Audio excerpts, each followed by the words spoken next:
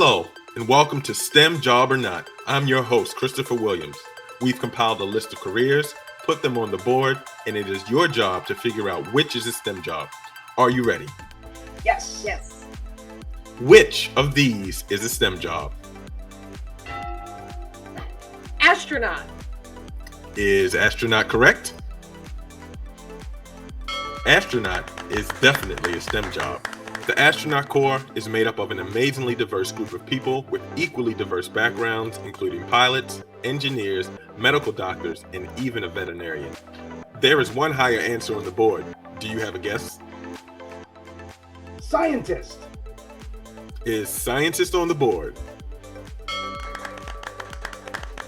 Absolutely, scientist is a STEM job. The S in STEM stands for science, but scientists can include a wide range of jobs, including astronomers, botanists, chemists, and paleontologists. Those are definitely STEM jobs, but not all STEM jobs are scientists or astronauts. We're going to find out which of these are STEM jobs and which are not. The answer might surprise you. We'll be right back after. This is STEM in 30.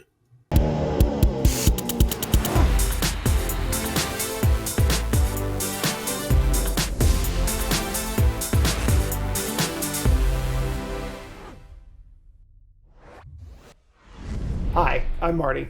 And I'm Beth.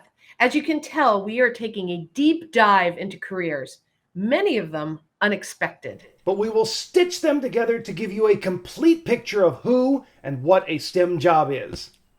We mentioned astronauts and scientists as STEM jobs. These are pretty self-explanatory, but not all STEM jobs are scientists, mathematicians, or engineers.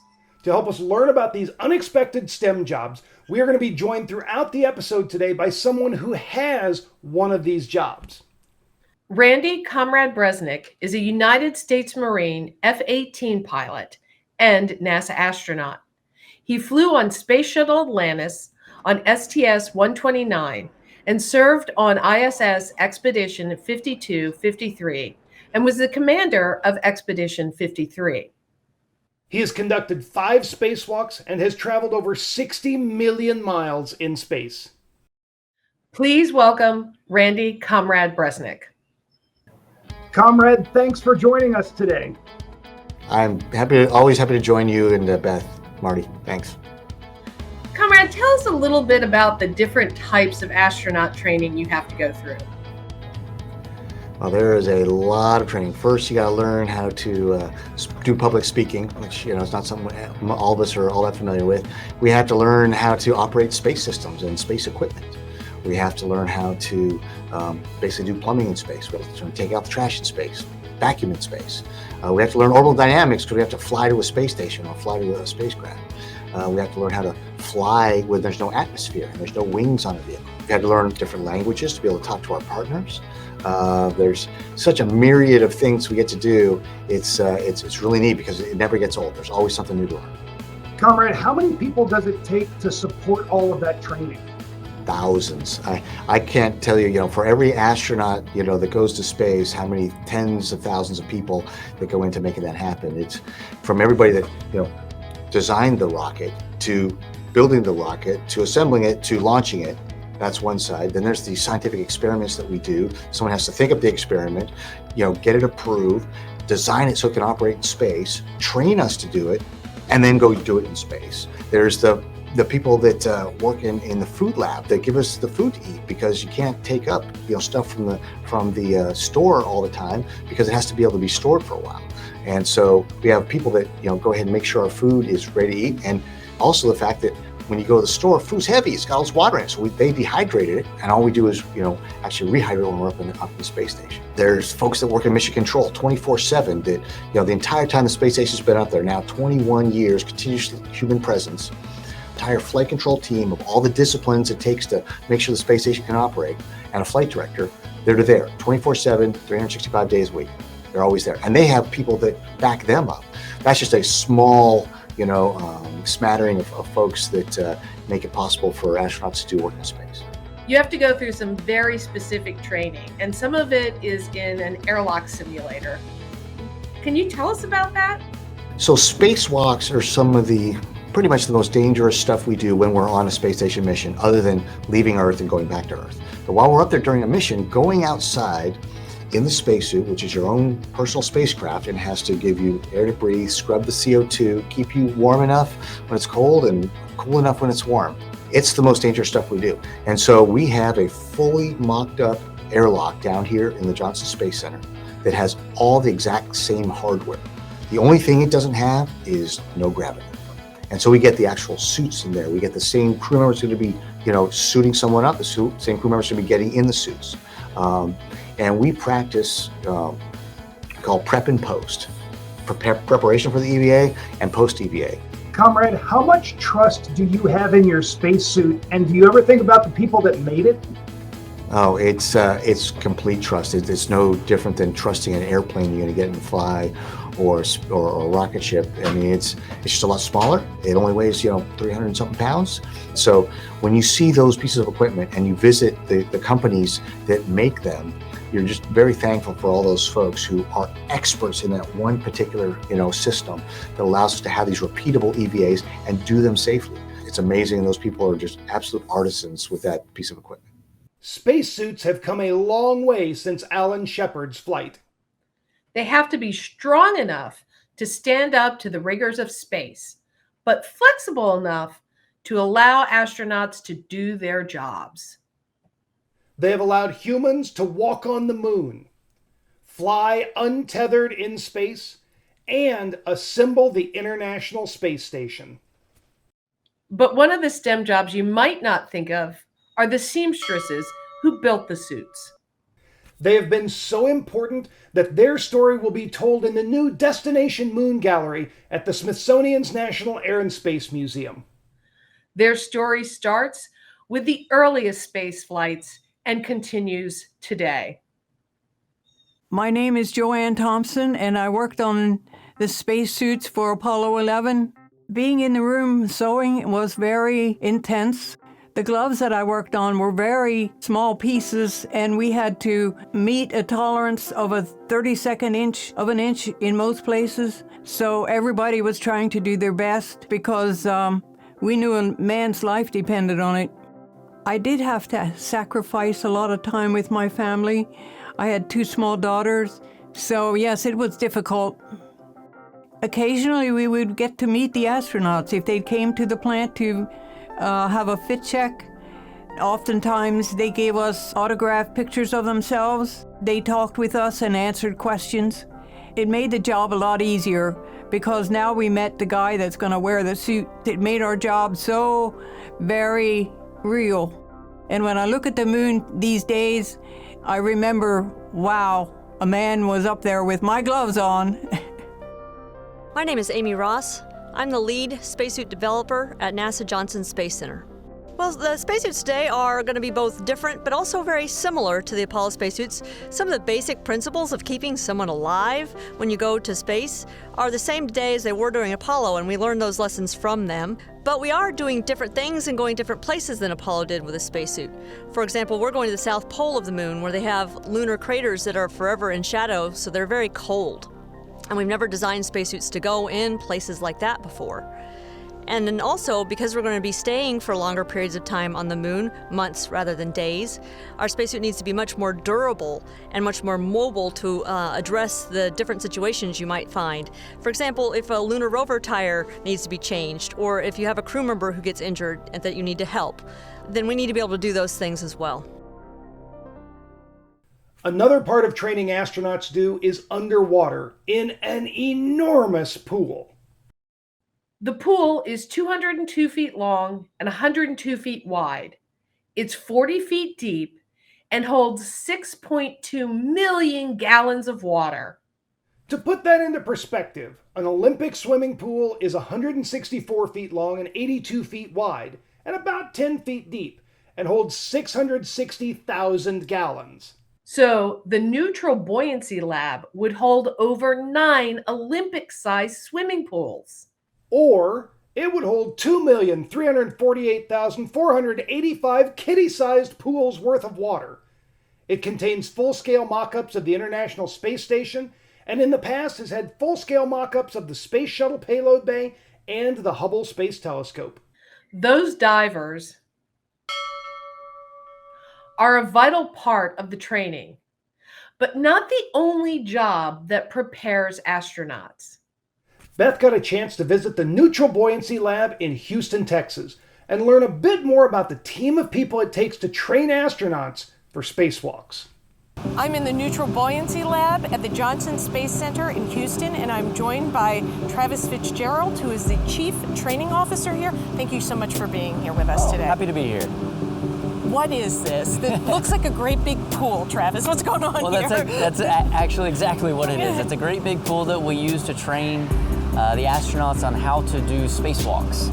We'll actually put them inside spacesuits and put them down in the water, and the benefit of the water is it gives them the ability to be neutrally buoyant, hence the name of the building, and allow them to kind of practice what it's like actually being in space and in the microgravity environment. Do you want to tell us what neutral buoyancy is? It's not just floating. Right. So, well, neutral buoyancy in terms of the water is that you're at a point where you don't float and you don't sink. Okay. So you stay exactly where you are, and that kind of replicates what it's like in microgravity when you're outside on the space station. That's the best way we have, aside from some of the airplanes we have that do parabolas, but we only get like 10 to 20 seconds of microgravity in that environment. This allows us to do an entire, 6-hour run in the spacesuits to get practice handling the equipment and actually doing the maintenance that's required during a spacewalk. And the astronauts aren't alone in the pool.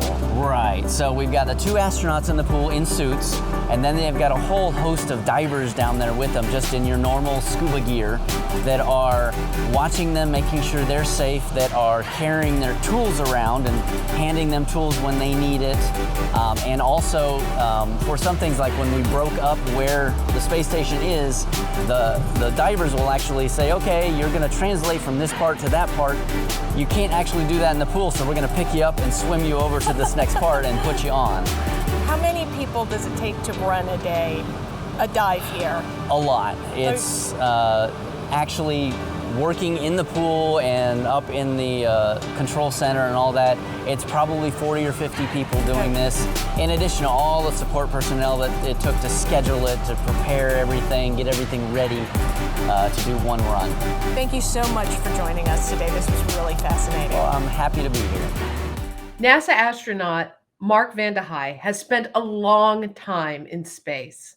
We got a chance to work with him after his first mission to the International Space Station. Since then, he has gone back to the station and has spent 355 more days in space. He helped us understand the science behind how the divers manipulate the buoyancy of the suits. But not the astronauts in the suits.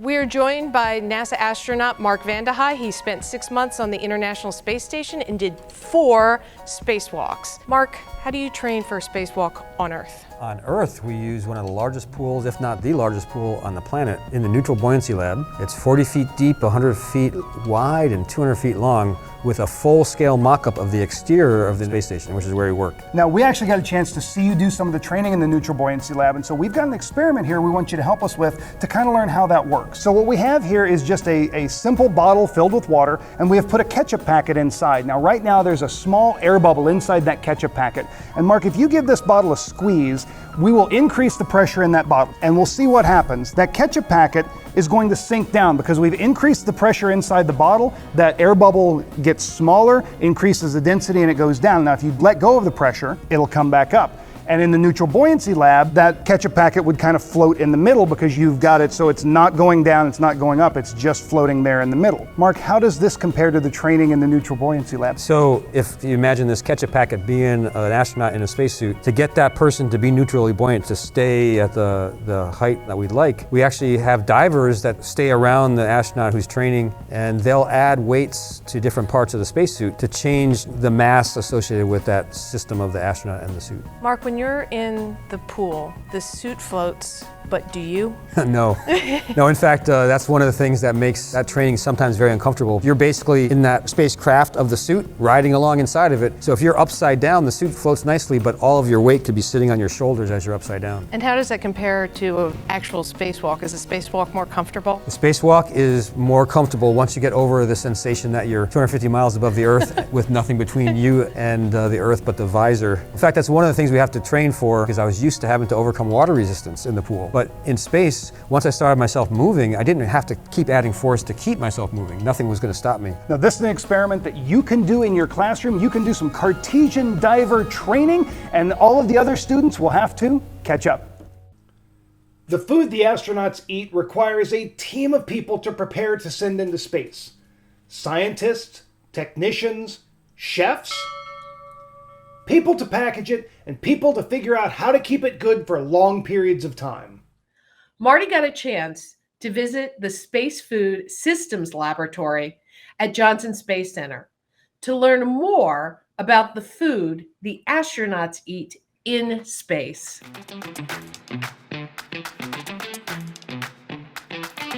I'm at Johnson Space Center in Houston, Texas, joined by Dr. Grace Douglas, lead scientist in space food research. Tell us what goes on here in this lab. Food for the International Space Station is made here or packaged here. We also do research for future exploration missions. Okay, so something like this is food that's been prepared here to go to the International Space Station. Yes. How does this work? The foods are prepared here and then freeze-dried, and then they're packaged so that they can easily be consumed in spaceflight. So in spaceflight, they'd be rehydrated through this septum adapter, and then they can just cut open the package and eat it. So this works great for the International Space Station. It's very quick to prepare, which they like because they're very busy on the International Space Station. As we go into deep space, though, these foods have some limitations. So right now on the International Space Station, they need about a shelf life of about 18 months to 2 years. As we go further into deep space, and especially to a mission to Mars, we need a shelf life of about 5 years. And you're actually kind of paving new road here, because there's not anybody that makes food that lasts for 5 years right now, is there? If you go to the grocery store now, there isn't really a need for that because we have cold storage for one thing. Cold storage is something we don't have on the International Space Station, and it's something that we might not have even for these long duration missions. It's a high resource use item, and resource use in spaceflight, they always want us to reduce it. We get requests pretty often to try and reduce the weight of our food system. This was the first shuttle packaging for the freeze-dried foods, and it's a hard plastic, and we had to reduce that. Oh, wow. To continue the missions, because as the crews grew and the mission lengths increased, this was just too much upmass, too much trash, and so now we have this very lightweight and flexible pouch that can be thrown away pretty easily. How important is it that the astronauts like the food? We always have to be concerned about that when we go into spaceflight. So we end up having a limited variety food system. We have to make sure that that food is food they want to continue to eat throughout an entire mission. It's not quite true what they say, that if you're really hungry, you'll eat what's there. You will eat what's there, but probably not enough to maintain your weight. Depending on what you're choosing to eat, you might not be getting all the nutrients you need. So we need to make sure that the variety that's there, the crew is able to choose foods that they like during the whole mission. If they exercise and if they eat the calories they need, and if they maintain their vitamin D status, they can actually maintain their bone and muscle mass, which is really important for long duration. Food is so important to crew. Not only physical health, but psychological health. Food in all situations of isolation, confinement, exploration becomes very important and critical to crew cohesion and, the ability to eat together and consume meals that they enjoy and have meals that are special meals all impact and benefit their psychological health. Cooking requires a lot of the same skills used in a science lab. You have to follow very specific instructions, measure and weigh things accurately, and make sure you're using the proper equipment. The big difference is that in the science lab, you probably shouldn't eat your results. We wanted to share this recipe from our friends at the Space Food Systems Laboratory at Johnson Space Center for you to try. This is JSC's recipe for mac and cheese. Following a recipe like this is very similar to following the step-by-step guide you would have for conducting an experiment. Pause the video right now, or scan the QR code on the screen to get the recipe. And let us know how it turns out. In order to send food into space, there are some special considerations. You can't just cook up mac and cheese and put it in a plastic container. Here's a delicious food chemistry experiment that you can try at home. This is our friend Drew. He's going to show us how to make strawberries space-worthy. People need to eat, even in space, but getting food into space can be tricky. Food needs to be packaged to take up very little room, and it needs to be light. Water takes up a lot of space and is heavy, so to make food space-worthy, we remove the water. To try Drew's space food experiment at home, you'll need strawberries, a kitchen scale, a knife, parchment paper, a cookie sheet, and an oven. First, place the strawberries on a kitchen scale and weigh them. Drew's weighed about 8.5 ounces. Next, set your oven to 200 degrees Fahrenheit. Line your cookie sheet with parchment paper. Then cut your strawberries into 1/8 inch thick slices. Pop them into your preheated oven and set the timer for 4 hours. After 4 hours, check them, and if they're not quite done, use a fork to flip them over and let them bake another 30 minutes. Once they are dehydrated, let them cool and weigh them again. Wow, they weigh a lot less. That's good for sending into space.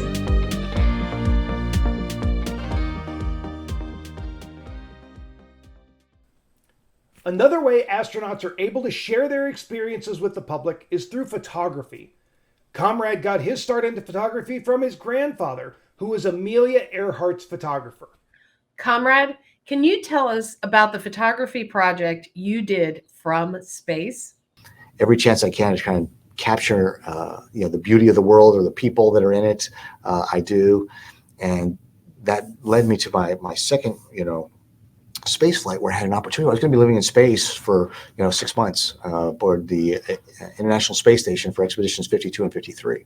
And I thought, wow, I've got decades of pictures from around the planet that are just absolutely gorgeous. And so what I did was start a project, hashtag One World Many Views, where I had dots all over the planet that I could pull up, and when I knew the space station was crossing over, I could try and get pictures of these same places down on Earth. And the whole idea of the project was to go ahead and send out a picture side by side on social media, the one from Earth and the one from space. And my hope was that folks who were from that place would look at this picture from space and be like, wow, that's amazing. This is what we look like from space. How beautiful is that? And have the people who had never been to these places on Earth look at the one from space, be amazed how beautiful it was. Look at the one from Earth, see how beautiful it was, and maybe think, wow, I'd love to go there. I'd love to visit. I'd like to see that for myself.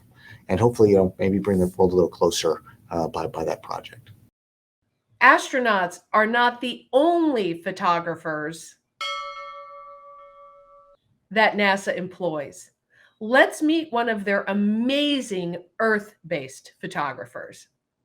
I am Aubrey Gimignani. I'm a photo archivist and photographer at NASA headquarters, and I work with a team of photographers and editors, archivists and researchers who help document launches, leadership of NASA, and lots of other historical events.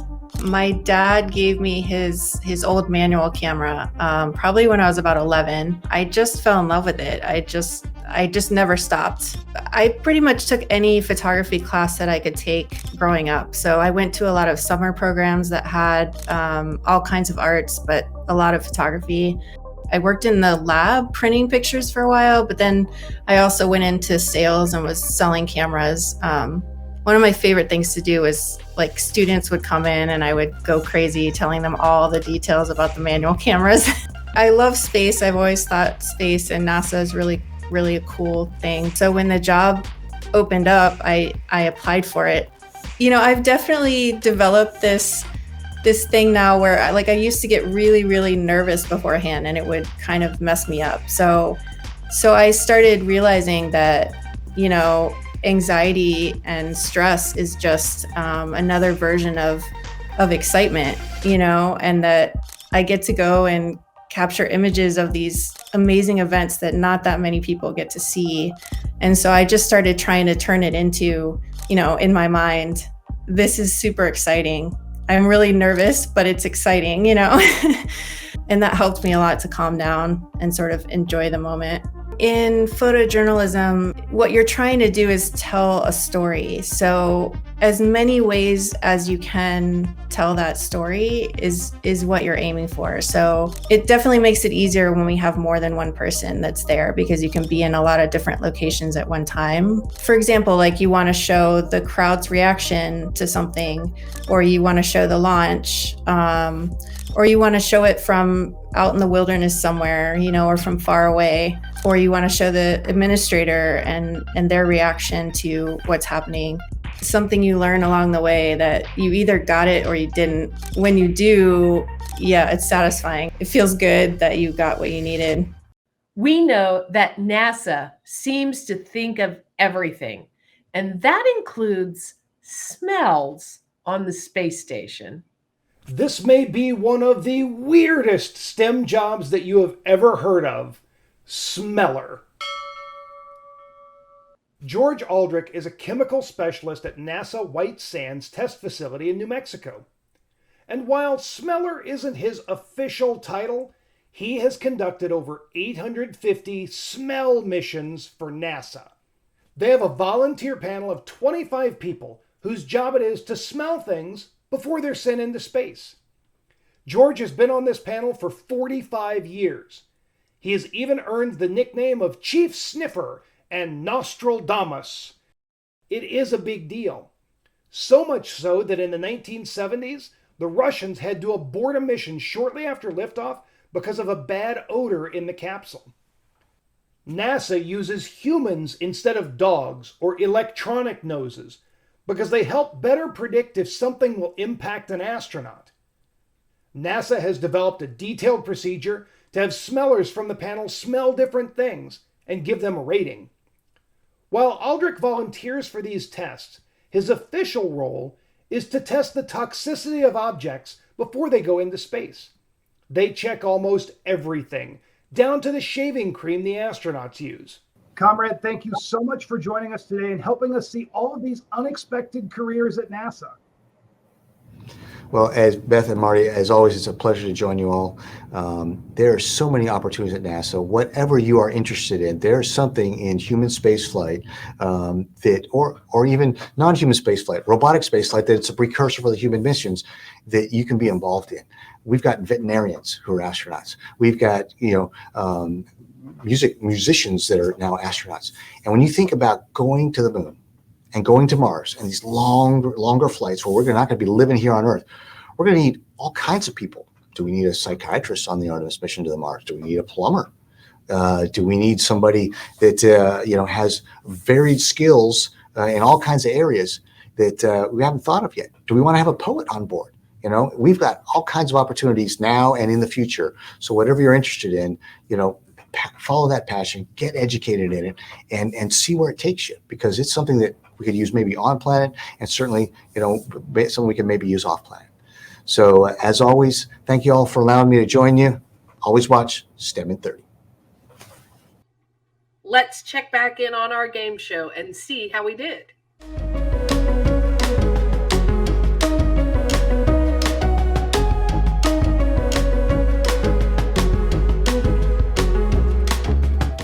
Let's take a look back at our board to see how you all did. We knew scientist and astronaut, but you also got smeller, seamstress, chef, photographer, and scuba diver. But those aren't all the STEM jobs out there. STEM jobs can also include writers, lawyers, artists, psychologists, and teachers. So remember, no matter what your passion, follow it. You may end up working for NASA or at the National Air and Space Museum with Beth and I. Or the National Museum of African American History and Culture with me. Tell us what your dream job is down in the comments section. And if you enjoyed today's show, be sure to follow STEM in 30 on Facebook and Twitter, and subscribe to the National Air and Space Museum's YouTube channel. And remember, there are a lot of different STEM jobs. What will you be?